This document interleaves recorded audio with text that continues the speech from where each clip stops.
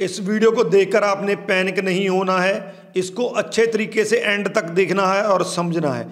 2 दिन पहले मैंने आपके साथ एक वीडियो शेयर किया था जिसमें एक स्टूडेंट को एम्बेसी की तरफ से मेल आई थी जिसमें कुछ डॉक्यूमेंट मांगे गए थे और उसको कहा गया था कि अगर आप 21 डेज में वो डॉक्यूमेंट नहीं देते हैं तो आपका वीज़ा कैंसिल कर दिया जाएगा।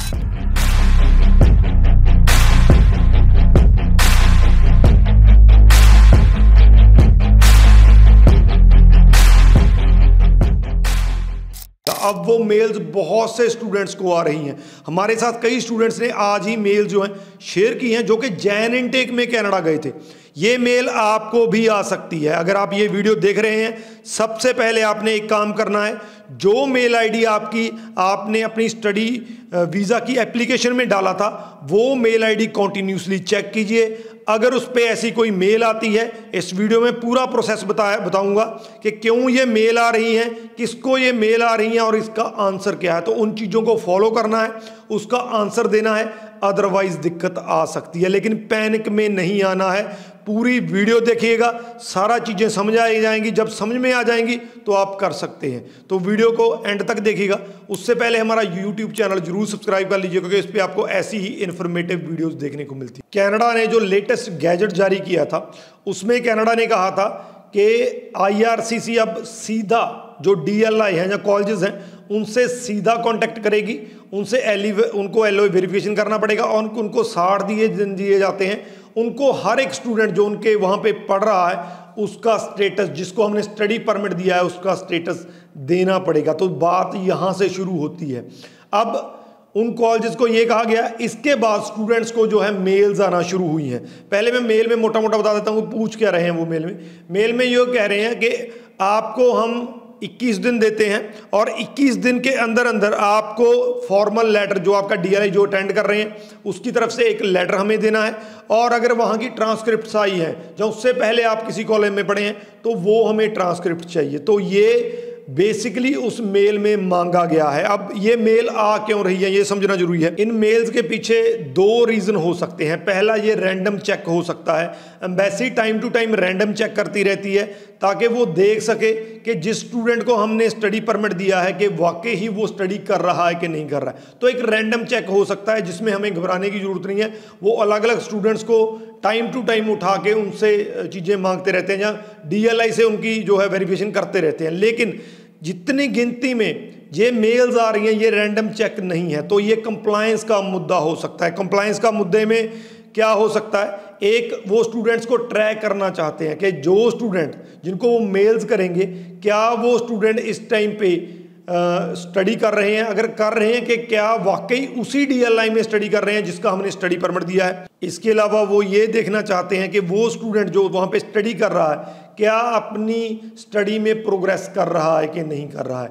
अब जब आपको स्टडी परमिट दिया जाता है तो उसमें कुछ कंडीशंस होती हैं और उन कंडीशंस में सबसे बड़ी ये जो मैंने 2 चीज़ें बताई वो होती हैं कि अगर आपको स्टडी परमिट मिला है तो आपको DLI में एडमिशन लेकर एनरोल होकर वहाँ पे पढ़ना होगा, अपना प्रोग्राम पूरा करना होगा और आपको अपनी स्टडी जो है उसमें प्रोग्रेस करना होगा, उसको कंप्लीट करना होगा। तो ये 2 चीज़ें चेक करने के लिए ये मेल जो है ये स्टूडेंट्स को सेंड की जा रही हैं।